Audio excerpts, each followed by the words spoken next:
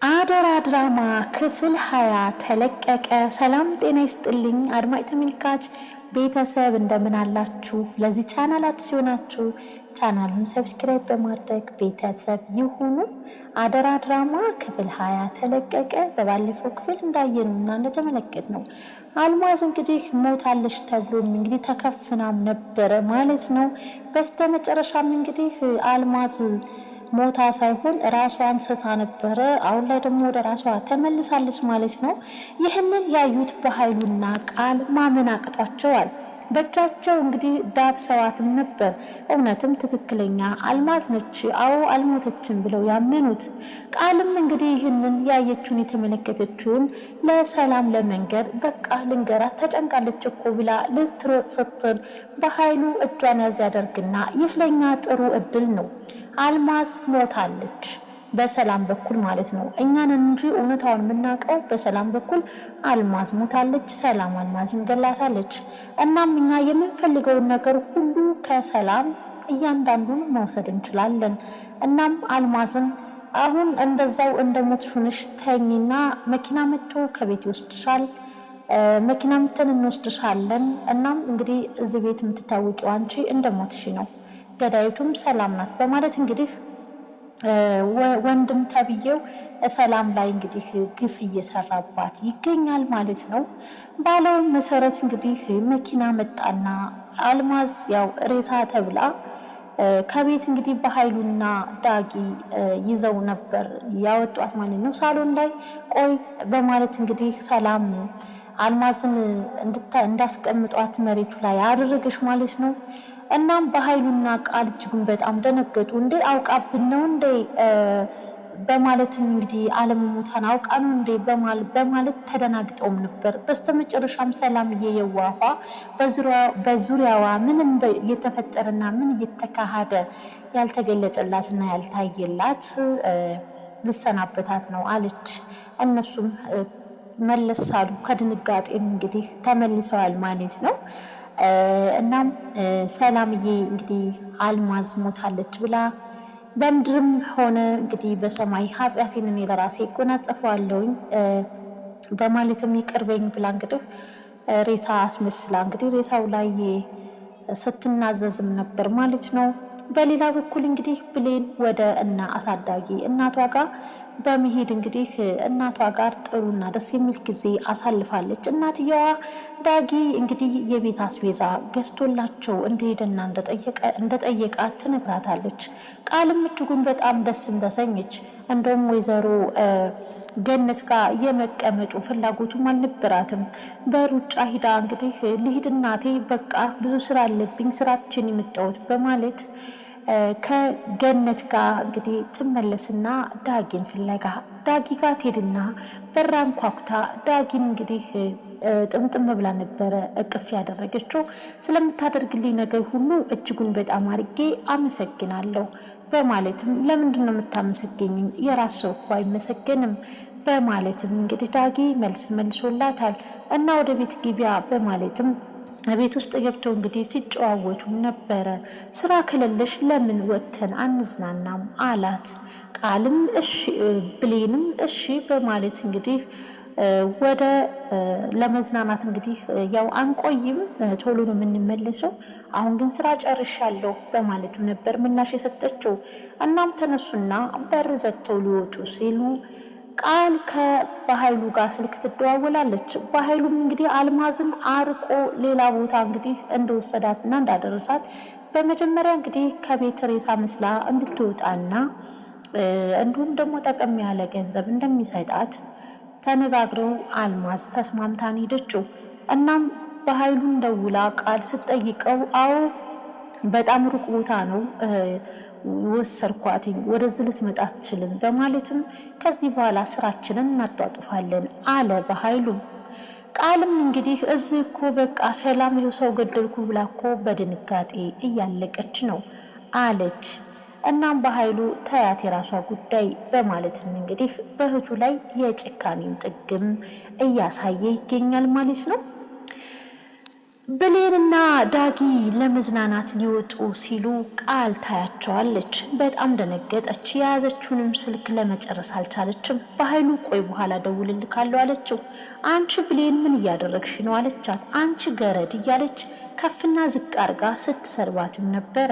ምክንያቱም ቃል ዳጊ ከሷ ጋር እንዲሆን እንጂ ብሌን ከዳጊ ጋር እንዲሆነው ማየት አትፈልግም። እናም ከፍና ዝቅ አርጋ እየሰደበቻት እኔ እኮ ስራ ጨርሼ ነው አለች። ብሌንም ስራ ብትጨርሺ ሌላ ስራ ማዘዝ እችላለሁ፣ አሁን ወደ ቤት ግቢ አለቻት። እኔ ለትዬ ተናግሬ እትዬን አስፈቅጃታለሁ። እናም በፍጹም ወደ ቤት አልገባም፣ ከዳጊ ጋር ብሬ ሊሄድ ነው በማለትም እንግዲህ በጣም እንጭርጭር እስክትቃጠል ድረስ እንግዲህ መልሳላታለች። ቆይ አንቺ ለምንድነው እኔን የማትታዘዥኝ? እኔ የሰላም ልጅ መሆኔን እረስተሽ ነው እንዴ አለቻት። ነገራቶቹን ሁሉ ተወት አድርጌው እንጂ እረስቸው አይደለም። አንቺ የሰላም ልጅ አይደለሽም። እኔ ለሰላም አልተናገርኩኝም ማለት ነገሩን ሁሉ እርግፍ አርጌ ትቼዋለሁ ማለት አይደለም በማለት ብሌንም በኃይለ ቃል ኮስተር ብላ ቃልን አናገረቻት ማለት ነው። ቃል በጣም እየተናደደች ወደ ቤት እናቷን ፍለጋ ገባች። ዳጊና ብሌንም ተያይዘው እንግዲህ ወክ ለማድረግ ወጥተዋል። በባለፈው እንዳየነውና እንደተመለከትነው ብሌን ቃልን አስቀናለሁ በማለት ያ የተሳሳተ እንግዲህ የማንነቱን የማታውቀው ሳሚ ተብዬው ስልክ ደውሎላት ነበርና የኔ ውድ ተገናኝተን ጥሩ ጊዜ ብናሳልፍ እያለች እንግዲህ የአፍ ወለምታ እንግዲህ አይታሽም እንደሚባለው ቃልን አናድዳለሁ ብላ ካልሆነ ሰው ጋር እንግዲህ ወሬ ጀምራለች ማለት ነው።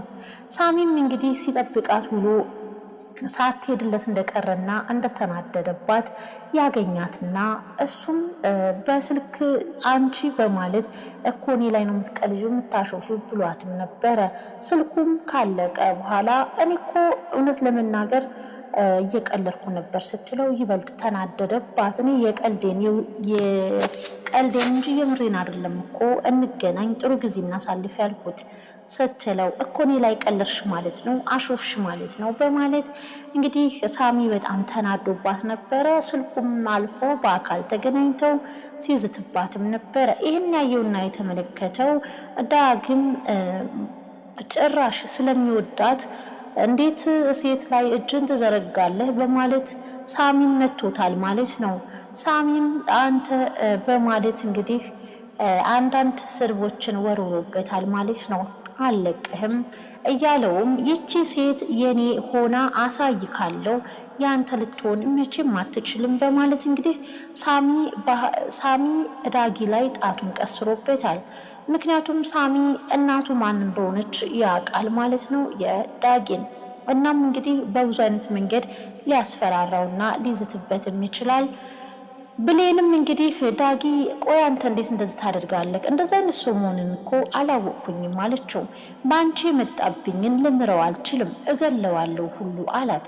የኔ ዘበኛ የኔ ጠባቂ በጣም አድርጌ አመሰግናለሁ አለችው። ሰላምዬ በጣም በሚያሳዝን ሁኔታ ከቃል ጋር ተጣልተዋል። ቃልና ሰላም እችን ልጅ ከቤት አባሪያት በማለትም ብሌን ይኸው ስራ እኮ አልታዘዝም አለችኝ አለቻት። በሆነውና በተፈጠረው ነገር እኔ ጸጽቶኛል። ከዚህ በኋላ እናቷን ገድዬባታለሁኝ ብሌንን ምንም እንኳን አንቺ የውሸት እናት ብለሽ ብታመጭም አንቺ እየሰራሽ ያለሽው ነገር ምን ብታረግሽና ምን ብትበድልሽ ነው? ከዚህ በኋላ ለብሌን ያለሽን ጥላቻ ማንሳት አለብሽ። አርፈሽ ተቀመጪ። በአንቺ ምክንያት እኮ ነው የሰው ነፍስ ያጠፋሁት።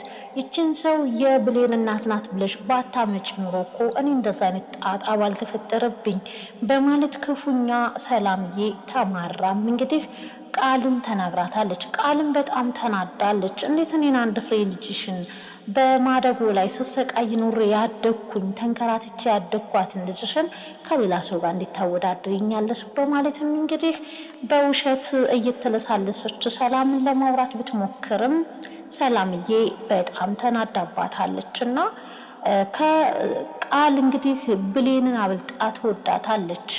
ያው እናትና ልጅ አለመተዋወቃቸው ነው እንጂ እንደሚዋደዱት ደግሞ እናትና ልጅ መሆናቸው ቢነገራቸው ብሌንና ሰላም እጅጉን በጣም ደስ የሚላቸው ነበረ። ነገር ግን በኃይሉ የወንድም ክፉ የቤተሰብ ክፉ አያድርስ ነውና አለያይቷታል ማለት ነው። ልጅና እናትን አለያይቶ ሀብትና ንብረትን ደግሞ እህቱን ገሎ ለመውሰድ የሚፈልግ ጀግና ነው በኃይሉ ማለት።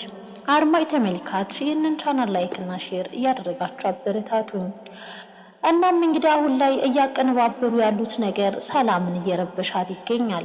በኃይሉና ሳሚ ቢሮ ተቀምጠው ሳሚ ስልክ ይደውላል።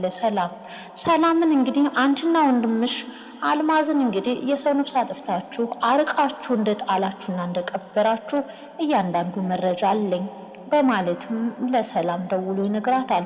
ሰላምም ይህንን ነገር ስትሰማ ራሷን ስታወርቃለች። በጣም በሚያሳዝን ሁኔታ ሰላምዬ ትልቅ ፈተና ውስጥ ገብታለች። ይህ ሁሉ እንግዲህ ዳግም አልማዝ ሳትሞት ሞታለች ብሎ ሳያረጋግጥ የሞት አዋጅ አውጆ አሁን ላይ ሰላምዬ ትልቅ ጭንቀትና ፈተና ውስጥ ገብታለች ማለት ነው። ብሌን የሆነውንና የተፈጠረውን ነገር የሰው ነፍስ እንዳጠፋች መናገር ትፈልግ ነበር። ነገር ግን ደፍራና ጨክና መናገር አልቻለችም። በዛ መሀል ግን ተደውሎላት አስፈራርተዋታል ማለት ነው። ሰላምዬም ራሷን ስታወርቃለች። በጣም ያሳዝናል። ውድና የተከበራችሁ አድማጭ ተመልካች ቤተሰብ ለዛሬ ነበረን የክፍል 20 ይህን ይመስላል። በቀጣይ ክፍል ምንስ ይካሄድ ይሆን የሚለውን አብረን የምናይ ይሆናል። ባይ ባይ።